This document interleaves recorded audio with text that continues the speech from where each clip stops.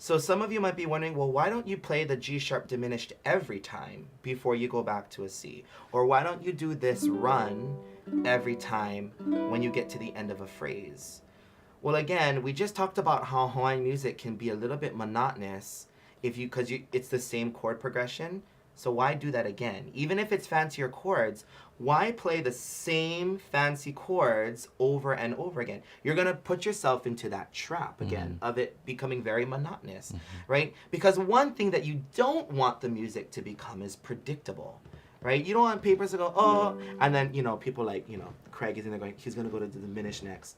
And then the open minor 7. Yep, now he's gonna go to the major 7. Yep, now he's gonna go right. You don't want it to be predictable. You wanna add some variety. And so my conscious decision to do in the second line here, my conscious decision to do a G to G6 to G, and then my conscious decision to do G to G major 7 to G6 to G sharp diminished is very intentional. Right? Because I want to add some variety to move that melody in different ways. Actually, I mean, a perfect example is when you see Jake Shibabukuro play. Yes. If he did all the fancy stuff all the time doing that arrangement, it loses that specialness, right? And it doesn't have that same build. It doesn't have that same intrigue. But he's a master at starting simple and layering and building and recalling and adding and then it's just this huge arrangement, and there's all these things that are built upon that. So same thing is you cannot just do everything all the time. Yes, no, absolutely, right? And you want to add variety. And two, right? This arrangement particularly is also my style of playing. And so my style of playing is very different, I think, than a lot of younger ukulele players today. I'm young too, but I'm going to put myself in class of being an older person. But, like for me, a lot of the younger players, and this is not to knock them because everyone has their niche that they fit and they work, but sometimes it's all about speed. Yes. And I love it. It adds energy and it is invigorating to listen to that. My upbringing in ukulele, right, of course, as was mentioned earlier, was through the Roy Sakuma Studios. Who was Roy's teacher? Well, that's world-renowned legend Ota-san. And you listen to Ota-san's style, and it really is about melody and chord melody and bringing out. And for me, not so much Ota-san because he was, again, and Herb, like, masters, not a master, but masters, trying to become master over here. But my approach to ukulele is about simplicity. It's about simplicity and playing clean. So it's not necessarily always about all the hundreds of chords that you can add in there. And I think that's a lot of times where people get so stuck in their playing as they listen to all these people. They're like, well, how do you do that and that and that? But it doesn't have to be. You can use real simple chords and make it really beautiful. And to add on to that too, one of the things that a lot of people don't realize, when you listen to some of these incredible recordings and you isolate just the ukulele part, it's super minimal. It's so small in the grand scheme of things. But the hard part is when you're playing by yourself, you want to fill up everything. I mean, that's the difference, I think. Yes, absolutely. No, totally, absolutely. And if we had a picking melody to this, again, we could show you ways in how you could fill with the exact same chords that are here, right? And certain things that you have to do that doesn't have to make it so big and so grand and so intimidating. And so that's what I'm kind of hoping. I can't see the chat from here, but I'm hoping people are starting to feel that, where they feel that this song is very approachable, and it doesn't have to be complicated. We want to leave it real simple. One thing that I want to just throw in there, this is a little more of a technical theory thing. So if we look back here, the second verse starts the same way, right? I gotta sneak in oh, that's a highlighter. Let's not highlight our way through. I want to just kind of sneak in this G chord here, right? And then we have the 2 beats on G sharp diminished. So what's another way that we can add some spice of life to that diminished chord? Because again, that can be very boring. Well, you know that diminished follow a pattern. They travel in pairs of 3. So what can you do? Vehel my Keolu, right? Now you can change your voicing. So you can go here, and again, this is not written on the packet, but for my advanced players, right here, be with me right here, okay? You can change your voicing of that diminished. Vehil my K, right? Because diminished on the 4th fret is the same. Keolu. Oh, I need to hit a C6. What should I hit? You should hit That one. this position of the A minor 7 or the C6, because you're here, right? You traveled up. You could even leave the D in there Oh my gosh. to add some spice. Corey, play that where you land on the C note with the C6 again. So, where I No, I was just gonna say. So we're working on an arrangement of That sounds like another Hawaiian song. lullaby, but it's like Yes, exact, yeah. that's totally. So sneak peek to our upcoming workshop. I featuring- know. I was like, wait a We second. could do a medley. That'd But be what's nice. interesting- It would be a great What's medley. interesting too, though, is you could also do, because you're playing, as we discussed, the technical term, the little squishy, right? Yes. So if you did the da da da da da da, and moved up to big squishy, Big, yes. you right? And it goes So down you to the could do G9. so you Right. could do the 5-7-5-7, right? And then I could do D9. and move one finger Yes, you could. and do that 5, yes. 6, 5, 7, and that's a D9 chord. We've talked about ninth chords in the past Yes. for those of you They're beautiful. advanced They're folks. super beautiful. So that's They're something super beautiful. that you can also do too. There's so much you can do with this There's song. so much, and you Thanks, bring Craig. up a really good point, Sarah. That is something that is, I think, if the one thing that is hammered into me by my mentor Roy Sakuma, it is the most important thing that any ukulele player can learn. A lot of times, if you're a player and you start with picking or plucking or whatever you call it, people think, oh gosh, you're thinking note by note. The way to being an effective ukulele player is you got to think in chords. Ukulele players, if you learn how to unlock your chords and unlock your fretboard through your chords, Yeah. you're done. You're the world's most advanced player. And if you look and you go back and you watch videos of Ota-san, and even Herb does this, and this is why at the ukulele studio I love teaching Herb arrangements, is because when you watch Herb play, hardly ever, which is what the younger generation does now, again, not knocking it, but a lot of younger generations play note by note. You watch people like Herb or his dad play, they're always holding a chord. chord. Even you guys, because we're always holding chords. You play around the chord. Yeah. Yeah. So, for example, like Sarah was just mentioning, if you know where all your C6s are, now you have here, now you have here, now you have here, are all options of what you can play when you're in the middle of a song like this. And you can be like, oh, I can add this here, or I can add this here, or whatever it may be, right, to help you add, even if you're playing down here, right? Like there's so many options that you have, and you want to keep those options open. Yeah? So again, so much that you can do with this song, but what's important is if you understand the intentionality of how someone approaches and builds, right? Then if you're a really advanced player, then you take and then you can do those things with the chords that you know, if you kind of have a sense of how someone might approach and build the song. Okay, so that's what I wanted to point it out in the second verse, is you can slide that diminished, and then you can play that open. Okay, wherever you wanna play that, where you're most comfortable. Now I'm gonna go back to my beginner players, because I hope I haven't lost you. I hope you're still here with me. We wanna connect, and I appreciate you being here.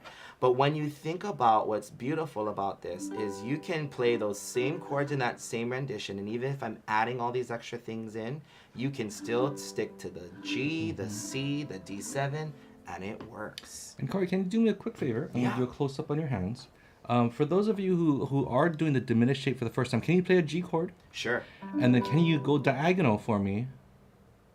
This way? Yeah, and then all you're doing is moving that diagonal, adding your pinky. Yes. So you'll go again back to the G chord for the beginners, and you want to try that diminished 7 shape. You're gonna go diagonal, and add your pinky, and that's how easy that shape really is. Not too bad. Yeah, and Craig, sorry, go ahead and stay on the close-up. So one thing that we teach beginners too, right, is you definitely want to move in shapes if you can. It's hard though for some people. So really the trick is the number one finger that you want to get down on the fretboard first is the pointer.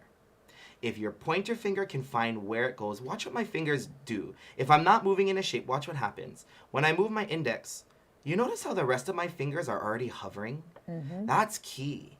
That's really key. So if your index finger can find the position first, more chances than not, your fingers are already hovering over, if not very near, where you need to move. So if this is like, oh, this is so hard, and it's tough for you, don't worry. Just know where this index finger has to go. This index finger has to go up to the corner, and then you can try to drop the rest of the chord. And practice. So when you do it, practice trying to move really slowly in a set, in a shape, and add the pinky.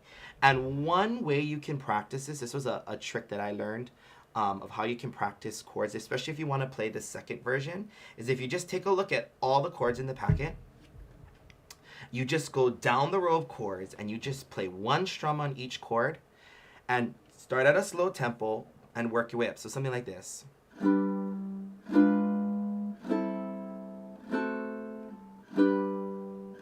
Because you know that if you can switch like this, that when you gotta play it on, when you gotta stretch out the beats, you're gonna be able to hit it. That's a great exercise. Yeah. So it's a great. So those of you who like to play with metronomes, set your metronome to a really slow tempo, and you can start by doing that, and then you just work the tempo up. For those of you who don't like to play with metronomes because it freaks you out, totally get it. Then just start by going slowly, switching, really focusing on switching those chords, right? And how your hand moves. And another key thing, and I know I'm throwing a lot of details out in random places, but consistent fingering is key. Players who always wonder, like, how do you guys memorize? I don't know about you guys. I never memorize note by note. You memorize by muscle memory, right? Yeah. And where you feel the chord to be, right? We're not like, in our heads, we're not like D, E, C, D flat, E flat, B, you know, like we're not thinking. There are some people who do that. I'm not. I'm like, I can't. I just cannot. It depends on the song. It depends on the song. But I go by muscle memory and what I kind of remember feeling. Yeah. Like, and especially in songs where the melody lines move fast. I don't know about you guys, but you know, like when things are moving super fast, I'm like, I can't note by note. You just gotta kind of remember.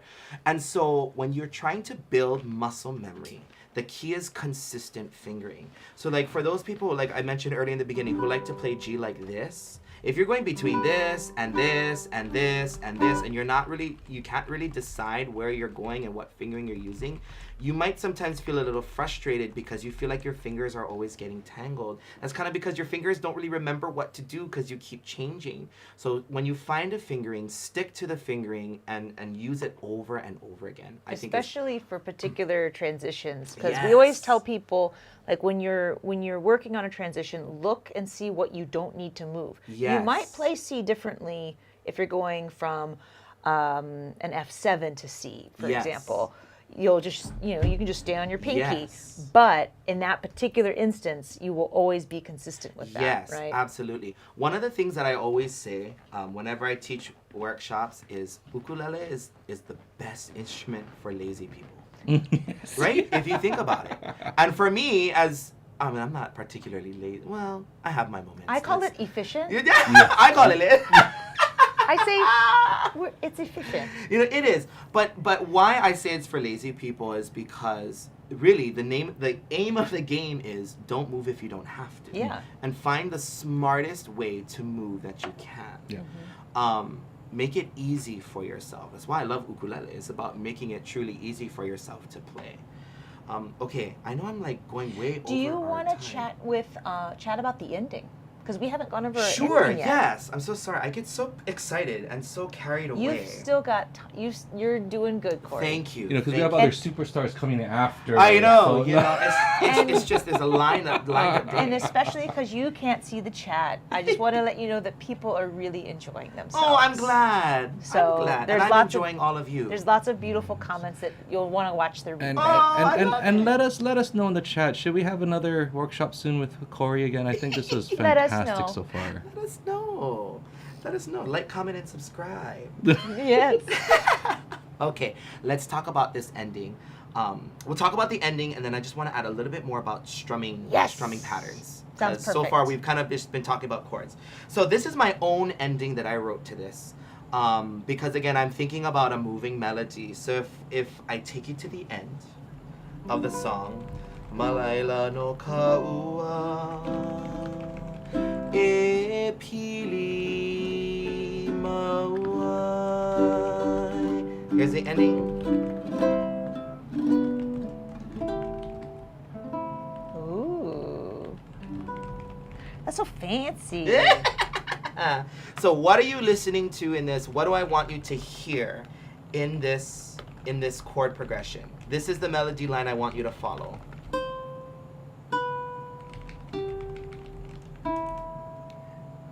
Okay? And then you would think it goes back to here, but I throw it here to the G major 7. Yeah. Okay? So, really important thing in this ending is you don't want to play it in timing. You're going to want to take it out of timing. What do you call it? Obligato or something like that? I like obligato, Is but that- rubato. Rubato, thanks. Or rubato. It's one of those Italian I French jokingly terms. call it robato, but it's rumbato. Rumbato. See, we learn from each other. We build a Yes, community yes. here. Roomba? Roomba? Not Roomba. That's a We like vacuum those cleaner. two. We like those two. We like those two.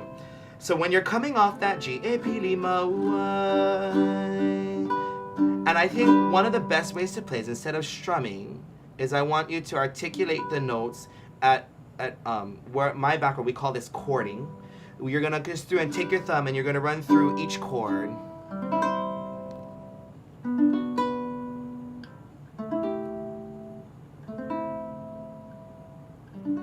Okay, and I'll show you. I will zoom in and I'll show you a little more particularly what I'm doing. Ooh, Okay. hi. Hey. Say hey. Okay, so here's what we were doing here. The first chord was C, Rubato. and I'm taking this, and again, the melody I wanted you to pay attention to was here.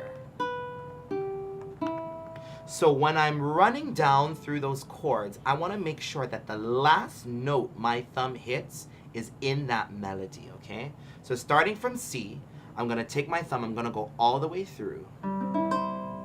Okay, that's the first one. I'm going to change to B minor. You're going to bar the second. You're going to hold with your ring finger the top of the fourth. So bar with your pointer. Some people like to do this. Don't do that. Bar with the pointer, top of the ring, and your thumb is going to go all the way through. Now, one way you can get around this, if this chord is difficult, just take off the top.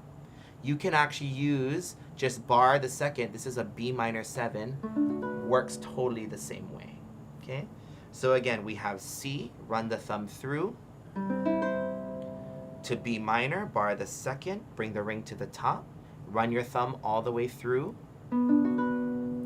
Now, for those of you who are advanced players, A minor 7, notice the next chord already has the bar. So you leave the bar.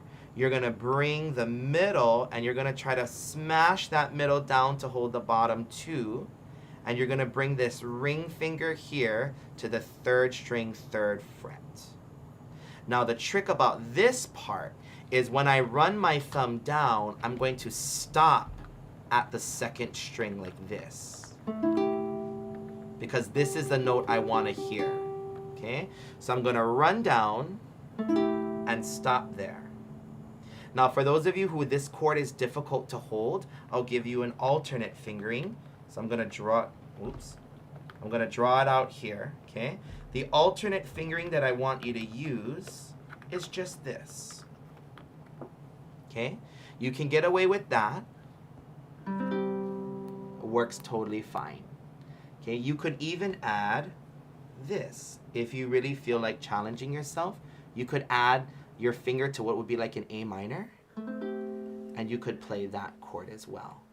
Okay, so ideally you want to be able to get to this. If this is too hard, just the 3rd fret of the 2nd string. If you can add a little more, bring your middle finger to the 2nd fret to the top and add that there. Okay, all right, the 4th chord is just an A minor. Okay, and that's all you're going to do. But again, the trick is my thumb. You want your thumb to stop here at the 2nd string. So I'm going to stop there on the E. Okay? And then on your ending, you're going to hold the G major 7 that we learned about earlier and just run all the way through the chord. Okay? and that can be your ending. So when I play it all together, and I'm gonna play it using this more, using the A minor 7 that's charted here, okay? So again, I start with C. I'm gonna take my thumb and go all the way through. Switch to B minor, bar the 2nd, top of the 4th, go all the way through. A minor 7, I'm gonna leave the bar, bring the middle down, add the ring, stop at the 2nd string. Switch to A minor, which you could just do this. You could lift up the pointer, right? Come down to the 2nd string again. And then hit the G minor 7, or G major 7, excuse me. So in timing, sounds like this.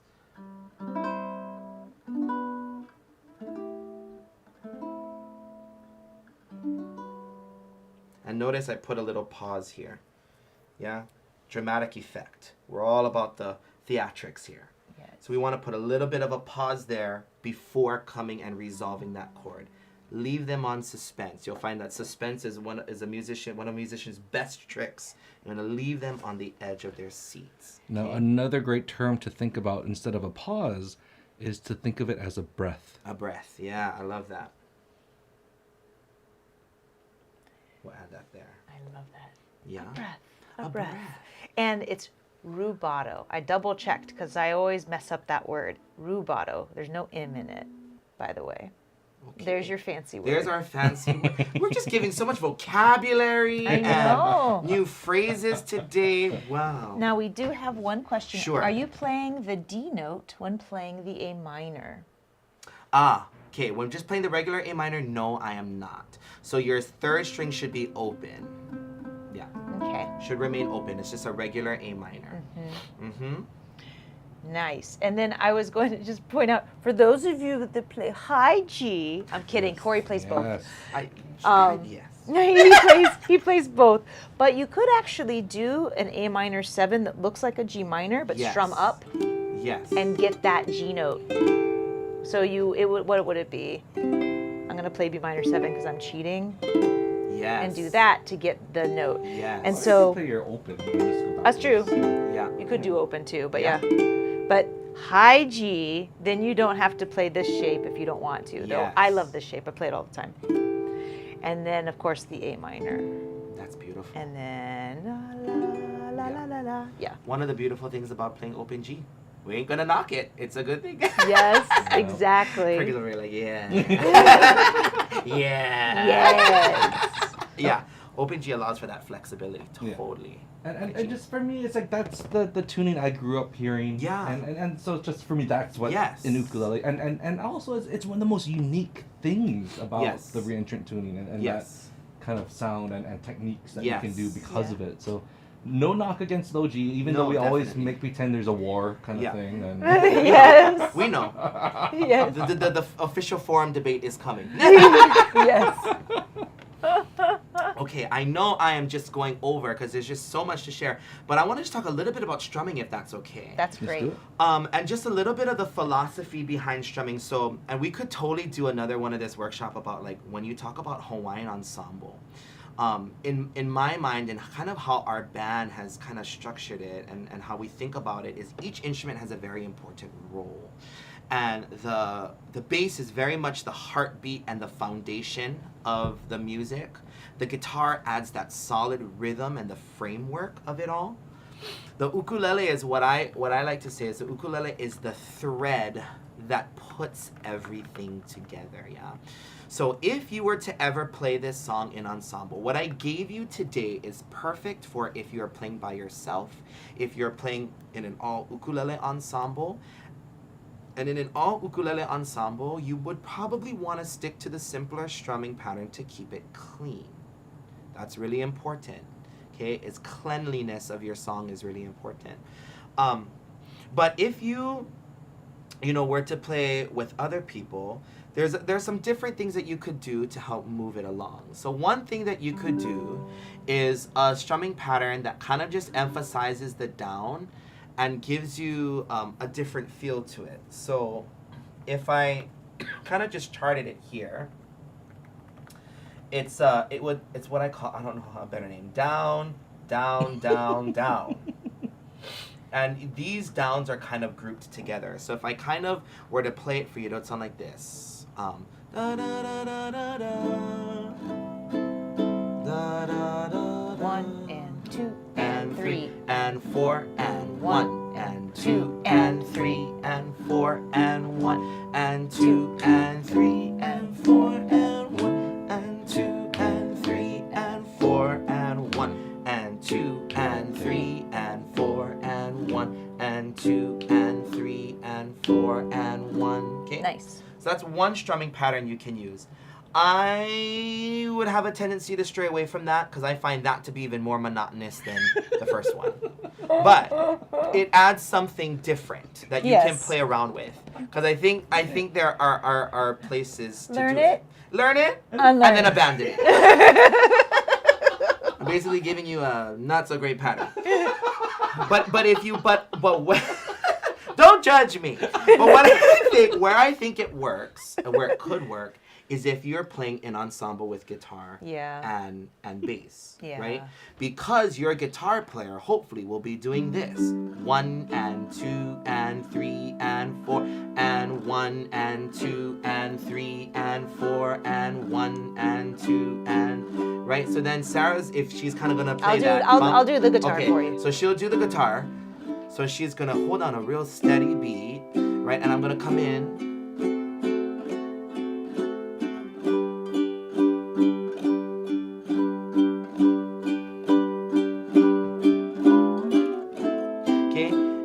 Adds a little texture. So in that scenario, you could get away with it. Okay? The other pattern that I think could be used in this song as well is something more like this. It kind of adds more space. So we'll just have to count it as we do it. So 1 and 2 and 3 and 4 and down, down, up, down, down, up, down, down, up, down. Down, down, up, down, down, up, down, down, up, down, down, up, down. 2, 3, 4. So notice what I'm doing, gang.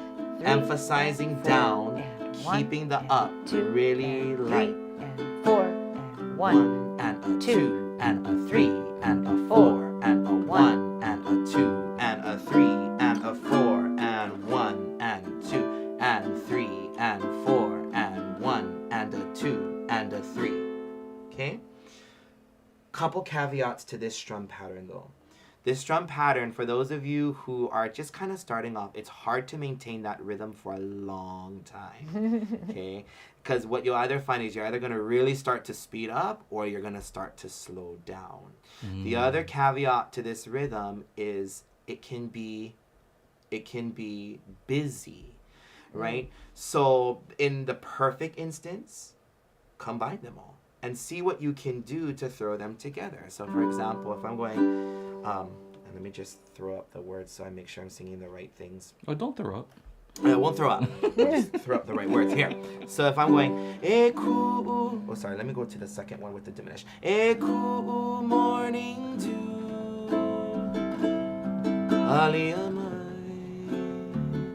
Aliamai. Maliu mayo e ikau e ane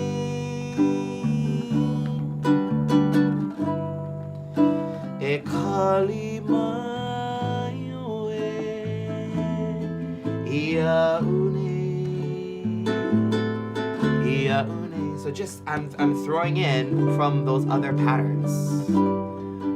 Ova o ihono meke aloha. Okay? So that's how you can kind of smash it all together if you want to. So I think we have to do this before we end. We're going to throw this all together. Yay! And let's do one run through the whole song because I really just taught it in bits and pieces and chunks. And we're going to put a full-on ensemble. We're going to leave Craig on bass. I'm going to ask Sarah to kind of chime in with us here. And so just some things that I want you to focus on here. On the screen, I'm going to throw have up this version.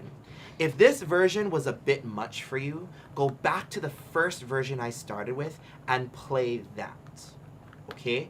Or if certain parts of this version worked for you, play the parts that work and leave out the parts that don't. So for example, if you are just tickled by this G major 7 and G6 and you can do it, but the G sharp diminish is still a little bit hard for you, then play the G to G major 7, G6 and just leave out the diminish.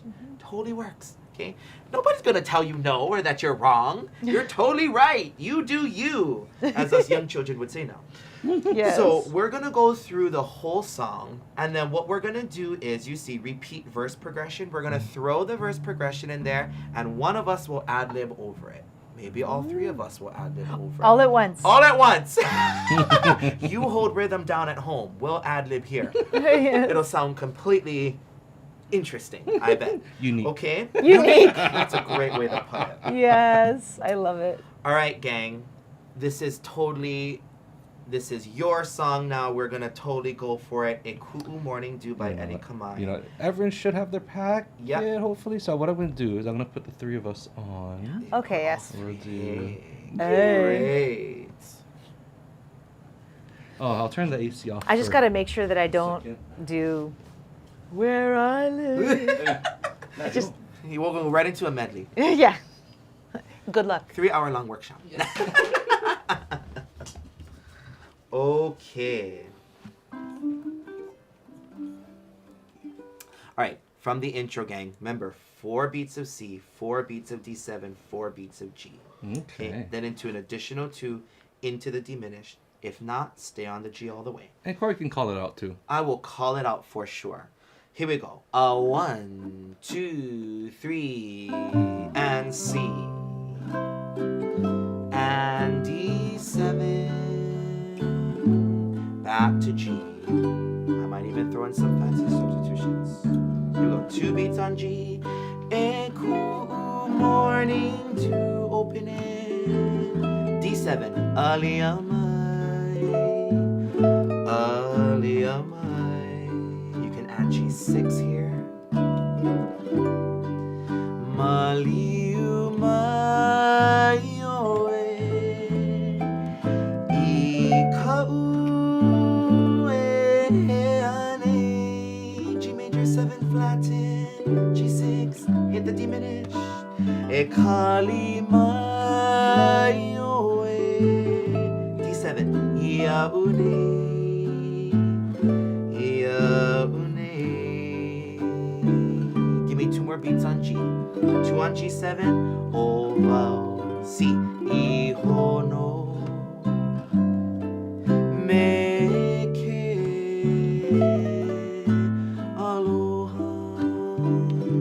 Repeat the verse again. G sharp diminish. Go ahead, Sarah. Open. D7. G. G6. And back to open up the chord C6. Play with your strumming patterns too, gang.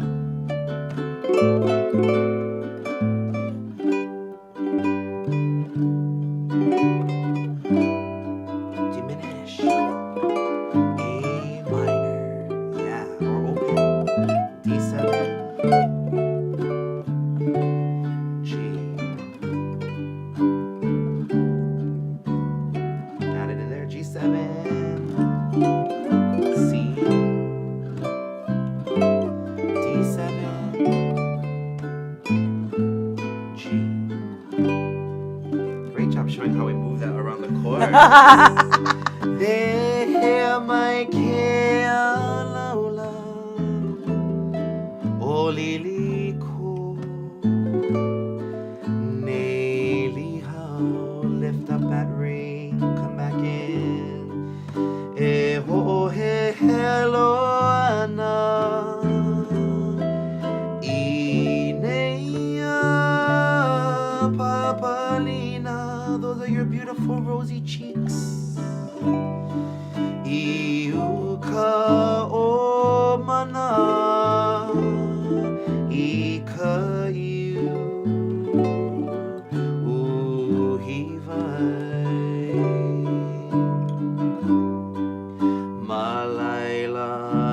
kaua e pili maua. G7. Malaila no kaua e pili maua. Ending, here we go, and hit the C, B minor, A minor 7, then the E with the A minor, and on that G major 7. And that is a Ku'u morning dew, folks. So remember, the things that I introduced in this workshop, I know it kind of seemed all over the place, but the point that I really want to hammer into is it's all about options. Okay, the way you have it written in this packet, if that is the form that speaks to you, then you can play it exactly as how it's written. But for those of you who are more advanced, or even for those of you who might be more beginner, and you, in your ear, you like certain chords where they were, then fit them in. And if you can find other places to fit those chords in, and you can see that I added stuff in there totally, even as we were playing outside the form. It works, right? And that's the beauty of playing when you understand chords and how your chords are related to one another. It empowers you to be able to make those decisions and to make those choices. And so I want to thank you for joining me for this workshop. Yes. Again, my hope is that players of all levels could take something away from this. And give you something to add to your repertoire, something to just to give you that peace in the comfort of your own home or your own ukulele group. But again, I want to thank Craig and I want to thank Sarah, my good friends, for even having this and helping us to bring our style of Hawaiian ukulele to the world stage and sharing it with all of you. And so please, again, make sure you go to edikamaisongbook.org. There's a lot more to that story that I didn't get the chance to share with you. Hop onto YouTube, listen to Sons of Hawaii, listen to Melvin Lead, listen to even Makaha Sons did a beautiful recording as a medley. Listen to those versions. Those versions help to give you inspiration and see how many of the artists have what they've done with this song and how they've transformed it and arranged it and interpreted the songs in such beautiful, beautiful, beautiful ways. And again, this is just my interpretation of this and what I can give and offer. But thank you. It's been so much fun. A huge thank you to Cory Mau. Thank you. And I just also want to add real quick that one of the things that we love about being here on Oahu is being able to have folks like you that we would not normally be able to get to be able to share all of this amazing information about, you know, the songs, especially because it's oral tradition. Yes. So thank you so much. And this is something that Sarah and I are trying to do more of. COVID is not helping, but one of the things that is important to us now that we're here in Hawaii is to make sure we can help share these stories with a greater audience as much as we can. And that's especially me growing up here in Hawaii, in Manoa. I want to be able to showcase amazing talent and amazing stories. So Cory, thank you so very much. If you guys enjoyed the workshop, again, you can get your own packet and support to these live streams down there, or support directly through PayPal or Venmo. But we are doing our best to expand what we're doing with these live streams. And coming up, we have, if you enjoyed this workshop, we're going to have Jeff Peterson doing one in a couple of weeks, June 25th. Same bat time, same bat channel. We're at 9 a.m. Hawaii Standard Time here on our YouTube channel. He will be going over, I had the song pulled up, let me look at it. Kani Oke Kai is the song, and it will be instrumental. But don't worry, you guys, if you're like, oh, don't be scared if you're a beginner. Still come and join. It's going to be another great take on Hawaiian style music. And I'm putting keolumusic.com in the chat. Yes. Go check them out. Check out their backyard concert with us last month. It's still up and running. It's beautiful, incredible music. And definitely sign up on their mailing list because they do have an album in the works. They do. So we're super, super excited. Yes. And thank you guys for spending your Sunday with us. Cory, thank you again so very much. Guys. Thank you all. Hope you guys have a wonderful rest of your day. We'll see you guys soon. Aloha, everybody. Aloha. Aloha.